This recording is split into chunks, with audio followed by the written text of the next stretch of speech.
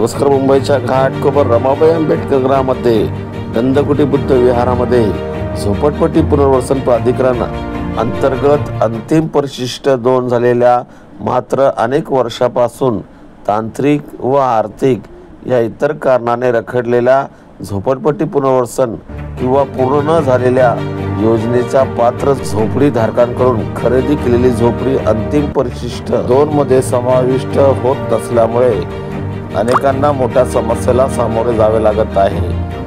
झोपडीवासियांच्या प्रश्न आणि त्यांच्या अडचणी लक्षात घेता घाटकोपर पूर्व विधानसभा मतदारसंघातील सेवाभावी आमदार पराग शाह यांच्या प्रयत्नाने राज्य शासनामार्फत माता रमाबाई आंबेडकर नगर गंधकुटी विहार येथे झोपडीधारकांसाठी अभय योजना शिबिर याचं आयोजन करण्यात आलं.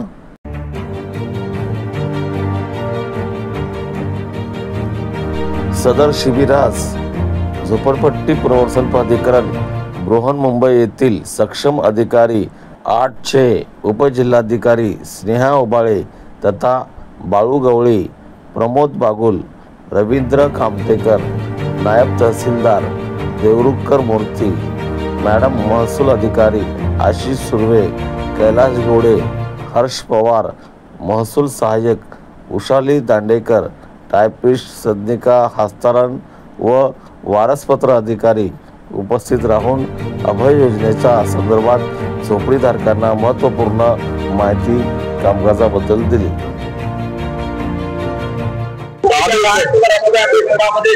काय सांगाल, शासन आपल्या दारी या कार्यक्रमाचं आयोजन करण्यात आलं होतं. आमदार सेवाभावी आमदार पराग शाह यांच्या माध्यमातून कसा प्रतिसाद मिळाला व पुढील वेळी काय करता येईल आपल्याला? शासन आपल्या दारी हे आज घाटकोपर मध्ये उतरलं होतं. संपूर्ण झोपडपट्टी पुनर्वसन योजनेचे वरिष्ठ अधिकारी, सक्षम प्राधिकारी इथे आलेत आणि लोकांच्या ज्या समस्या आहेत, लोकांचे जे पात्रतेचे निकष आहेत, त्याच्यात काही अडचणी आल्या आहेत, त्या सर्वांच्या बाबतीमध्ये त्याला मार्गदर्शन केलं.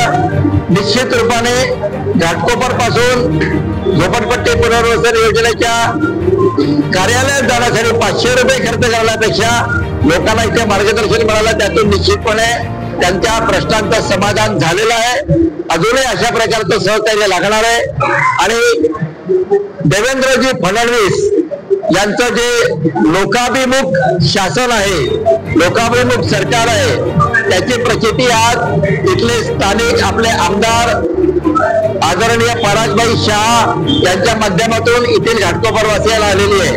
त्याबद्दल मी आमदार परागभाई शाह यांना खूप खूप धन्यवाद देतो.